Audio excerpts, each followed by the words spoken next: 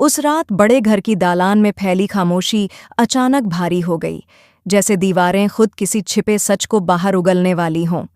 किसी ने सोचा भी नहीं था कि चंद मिनटों में अर्जुन का विश्वास, परिवार का ढांचा और पुराने रिवाज सब टूटकर सच के सामने नंगे खड़े हो जाएंगे। और फिर एक ऐसा क्षण आया जिसने पूरे घर की रूह हिला दी। अर्जुन ने पिशिमुनी को दरवाजे पर रोककर कहा, अब बस, आज इस घर से आप बाहर जाएंगी। और अगले पल पोल्टू के गाल पर एक जोरदार थप्पड़ की गूंज पूरे आंगन में फैल गई। उस शाम बड़े घर की हवा में अजीब बेचैनी तैर रही थी। हर दीवार जैसे कोई राज छिपाए बैठी थी और हर शख्स अपने मन के बोझ को समझ नहीं पा रहा था। अर्जुन सीढ़ियों से उतरते वक्त भी इसी उलझन में था। अहाना को गए हुए कई दिन हो चुके थे और उसने आज तक एक बार भी उसकी ओर लौटकर नहीं देखा। पर अर्जुन के दिल में एक तूफान लगातार उबल रहा था। क्या उसने अहाना को गलत समझा था? क्या उसने सिर्फ दूसरों की बातों पर यकीन करके एक रिश्ता तोड़ दिया? इसी सोच के साथ वह आंगन से होते हुए रसोई के पास पहुंचा, जहां हल्की रोशनी टिमटिमा रही थी। तभी उसे धीमी धीमी फुसफुसाहट सुनाई दी, इतनी धीमी जैसे कोई सच छुपाने की कोशिश में थरथरा रहा हो। अर्जुन ठिठक गया। आवाज पहचानने में उसे एक पल भी नहीं लगा। ये पिशिमुनी और पोल्टू थे। उनके शब्द शुरू में समझ नहीं आए, पर जैसे जैसे वे दोनों बातचीत में आगे बढ़े, अर्जुन के पैरों तले जैसे जमीन खिसकती चली गई। पोल्टू, आज तूने जो छोटू को बताया, वो जरूरी नहीं था, पिशिमुनी ने धीमे पर चुभते लहजे में कहा।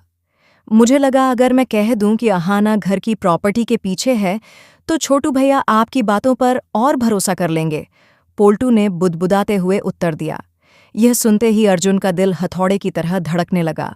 उसके सीने में अजीब दर्द उठने लगा। पर असली झटका तो तब लगा जब पोल्टू ने अगला वाक्य कहा, लेकिन पिशिमुनी, वो जमीन तो अहाना ने अपनी पढ़ाई के लिए गिरवी रखी थी, उसमें घर का कोई लेना देना ही नहीं। अर्जुन वहीं रुक गया। उसकी आंखें फैल गईं, सांसें अटक गईं। उसे लगा जैसे उसके कानों ने कोई भारी सच पकड़ लिया हो। कई दिनों से जिस भ्रम में वह डूबा था, वह यकायक पिघलने लगा।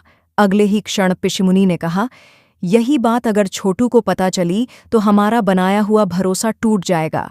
उसे बस यही जानना चाहिए कि अहाना गलत है, बस वही घर से दूर रहे, तभी इस घर की कमान वापस हमारे हाथ आएगी। यह सुनते ही अर्जुन के भीतर का तूफान और तेज हो गया। उसके चेहरे पर सदमे, गुस्से और दर्द का ऐसा मिश्रण उभरा कि उसका खुद पर काबू टूटने लगा। इतने दिनों से वह जिन भावनाओं से लड़ रहा था, वे अचानक सच बनकर उसके सामने खड़ी हो गईं। वह एकदम तेज कदमों से कमरे की ओर बढ़ा। अंदर जाते ही पिशिमुनी और पोल्टू दोनों घबरा गए। पिशिमुनी के चेहरे पर पहली बार डर साफ दिखा। पोल्टू का शरीर कांपने लगा। अर्जुन की आवाज धीमी थी, पर उसकी हर धड़कन गुस्से से उबल रही थी। यह सब क्या था पिशिमुनी? मेरी पत्नी, मेरे रिश्ते और मेरे घर के बारे में झूठ? आप लोग मेरे जीवन के बीच जहर घोल रहे थे, क्यों? पिशिमुनी ने तुरंत अपनी पुरानी मीठी शैली में सफाई देने की कोशिश की। अरे छोटू, तुम गलत समझ पर अर्जुन इस बार किसी भी मीठे मुखौटे से प्रभावित नहीं होने वाला था। बस एक भी शब्द नहीं, आपने मेरी आंखों पर पट्टी बांध दी और मैं मूर्ख की तरह आप दोनों पर भरोसा करता रहा। आपने मेरे घर, मेरी शादी, सबको खेल समझ लिया। पोल्टू का चेहरा सफेद पड़ चुका था। उसकी नजरें बार बार जमीन पर गड़ी हुई थीं, लेकिन उसका डर तब आसमान छू गया जब अर्जुन अचानक उसकी ओर मुड़ा।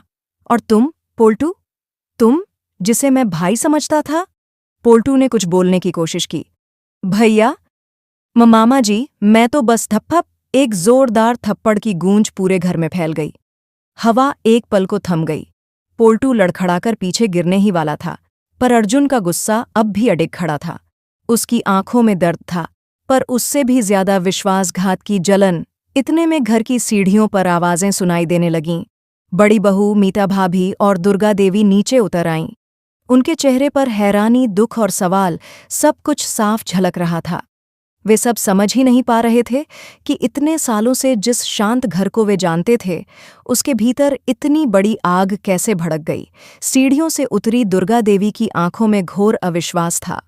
उन्होंने अपने जीवन में बहुत उतार चढ़ाव देखे थे, लेकिन आज जैसा दृश्य उन्होंने पहले कभी नहीं देखा था। अर्जुन गुस्से में कांप रहा था। पोल्टू अपने गाल पर हाथ रखे अपराध बोध में झुका हुआ था और पिशिमुनी, उनके चेहरे पर वर्षों से ओढ़ी हुई मीठी मुस्कान की परतें टूटकर गिर रही थीं। आंगन में मौजूद हर शख्स ने महसूस कर लिया था कि ये कोई साधारण झगड़ा नहीं है, यह उस सच का विस्फोट था जो न जाने कितने दिनों, कितने महीनों से इस घर की दीवारों में दबा हुआ था। दुर्गा देवी धीरे धीरे आगे बढ़ीं। उनके पांवों की रफ्तार कम थी, पर उनके भीतर का दर्द गहरा। अर्जुन, यह सब क्या हो रहा है? उनकी आवाज़ कांपी, लेकिन उसमें मातृत्व की ठहराव भरी शक्ति भी थी। अर्जुन ने अपने भीतर घुमड़ रहे तूफान को रोकते हुए उनकी ओर देखा। माँ, आज मैंने वो सुना है जो मुझे कभी सुनना नहीं चाहिए था। मेरी बुआ और पोल्टू दोनों मिलकर हमारे घर में झूठ, जहर और गलतफहमियां भर रहे थे। अहाना के बारे में, हमारे रिश्ते के बारे में, सब कुछ गढ़ी हुई कहानियां थीं। पिशिमुनी तुरंत बोल उठी, छोटू, तुम तो जानते हो कि मैं सिर्फ बस। अर्जुन ने उनकी बात बीच में ही रोक दी। उसका चेहरा सख्त हो चुका था।